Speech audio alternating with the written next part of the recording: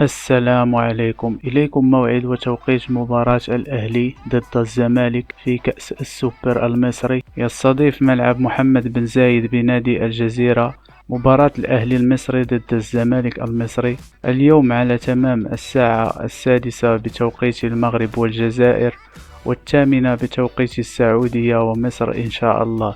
أما بالنسبة للقنوات الناقلة للمباراة فستبث المباراة على قناة اون تايم سبورت 1 وعلى قناة أبو ظبي سبورت 1 وام بي سي مصر 2.